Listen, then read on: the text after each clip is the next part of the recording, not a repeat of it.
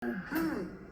The scene kicks off with Geto and Gojo finally getting within Jujutsu High's barriers, ready to drop off Tengen's afternoon snack. Shorty was really ready to give her life away because she thought it was the right thing to do to save humanity. She is better than me. I'm not leaving this bit until I play GTA 6, I'm sorry. But fortunately for humanity, a very selfless woman was put into that situation instead of me. So they begin to make their way to Tengen. But before they could even take another step, a giant blade pierces the Gojo's chest. Me, along with everybody else on the scene, were in complete and utter shock. But somehow, some way, this blue-eyed honorary light skin is still trying to aura farm talking about something. Excuse me, but have we met before? Nigga, you know that shit hurts. Be so for real. Buddy hasn't been touched in years. I bet he forgot what pain even is. But he does not have to worry because Toji is ready to remind him. Gojo quickly kicks off the battle by blasting Toji back. And like a Shaq and Kobe lob, Geto pops out a giant worm-like cursed spirit, grabbed him with his teeth, then dumped that nigga into the hill behind him. Geto then tries to run to Gojo, but Gojo hits him with the big please, indicating that he's fine, then stating that the sword felt like a safety pin passing through a knit sweater. Geto, looking at the same bloody hole we're looking at, reluctantly takes Gojo's word as true and scurries along to take the girl to Tengen. And now Gojo's left to face Toji mano a mano. Gojo then begins to size him up and notices the ugly double chin cursed spirit on his shoulder. So in order to gain more information, he sends a blast at Toji, but Toji quickly evades it. And in that single move, Gojo was able to notice that this man has zero cursed energy. Now wait a minute, hold on. The ungodly speed, the uncommon mixture of power without being able to tap into the same special abilities as his peers. Are you picking up what I'm putting down? No! Buddy is the Rock Lee of the Jiu-Jitsu world. See, I knew I was rocking with bro for some reason. Toji then takes some more sauce out of Rock Lee's handbook and starts manically jumping from tree to tree with disgusting speed, trying his hardest to overwhelm him. Meanwhile, Gojo is trying his best to follow his movement. So to try and catch him off guard, Toji pops out of his cover and charges right at Gojo. But Gojo easily no-look one-shots that nigga back in time. Now Toji's jumping around from structure to structure, seemingly running the same strategy over again. But Gojo is tired of it. He's getting dizzy now. So to swing the battle back in his favor, Gojo decides to boot up his first technique blue and completely decimate every form of cover within his radius. But right as he thought he had him beat, a nasty swarm of ugly ass insects surround Gojo, giving Toji even more cover to move by. And now he's looking all these bugs in the eyes, analyzing them like he's Coyote Peterson. Brother, if you don't wipe them bitches out, one thing I cannot do is bugs, especially ones that fly. And these aren't even regular bugs either. These are giant, hideous ones with teeth. This nigga over here got the black dumpster veneer starter pack. Oh, not Gojo. Dude.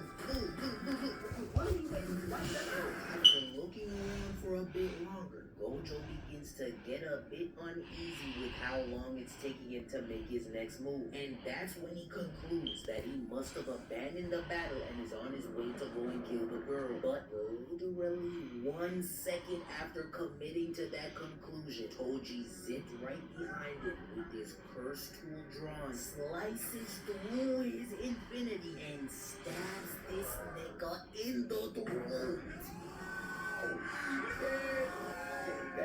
I don't gotta see no more. A sword to the chest is one thing, but in the throat, since you beat my ass, you're cooked. And if that wasn't bad enough, Toji turned into a 5-star chef and started slicing this man every which way possible. Gojo tried to blast him away, but Toji weaved it, leg sweep that walking corpse off his feet, then slam dunk that nigga into the earth. Now I'm stuck watching this man's motionless body bleed out while bugs pitch on his remains. It's too much. Y'all can't do my goat like this. I'm done. My love, my life, my Old Spice Gentleman's Body Wash. Full of vitamin B3. We'll be back right back to the video. to a prequel. What? He's yet to meet Yuji, so that means he obviously survives this. Yeah, no, you're right. You know, sometimes I get so immersed, it's like I'm just after embarrassing Geto, packing up the little girl and bringing her into collect his bounty, Toji begins to make his merry way to a local bar to celebrate. But off in the distance, like a pesky roach that refuses to die, Gojo is somehow standing before him alive and well, looking like a cracked out junkie. He's standing in front of him explaining how he survived, talking about some. When you stabbed me in the throat, I gave up on counterattacking and poured all my focus into the reverse curse technique. Easier said than done. I could never do that till now. Gojo, shut that shit. Like, I'm obviously happy you're alive, but that's just lazy writing. You just managed to figure it out right on the brink of death. Cute. Toji somehow convinced that he still has a chance, charges in and tries to take off Gojo's head, but Gojo sidestepped that hole, then dodged the next swing. And when the camera changed angles, that man somehow ended up 10 feet behind him, upside down. Before Toji could even turn around, Gojo hit him with that curse technique red and sent that boy Toji crashing into a wall. But instead of rushing in to capitalize on the opening, we see this man Gojo floating in the air, looking like he's reached peak levels of euphoria. He's up there going on and on about how wonderful the world is, talking about some. I bear no grudge against anyone.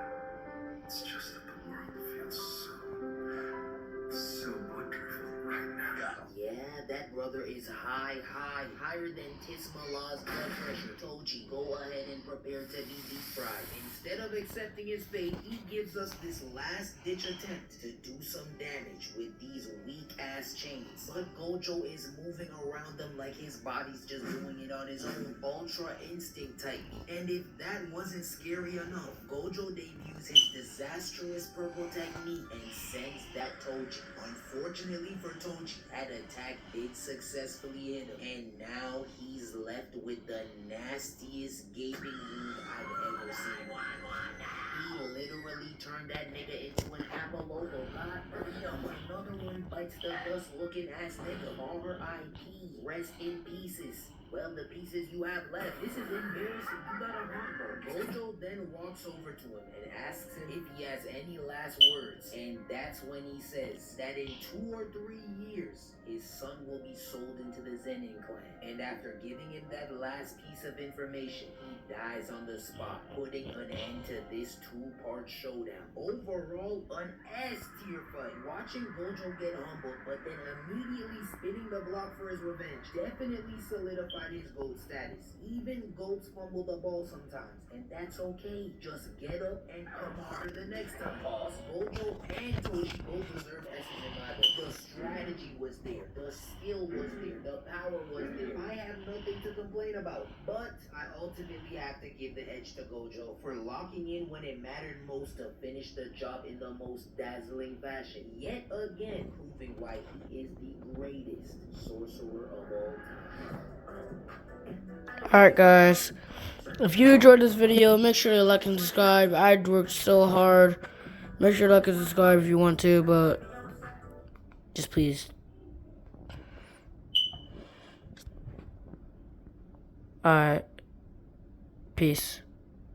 Stay safe. Always lock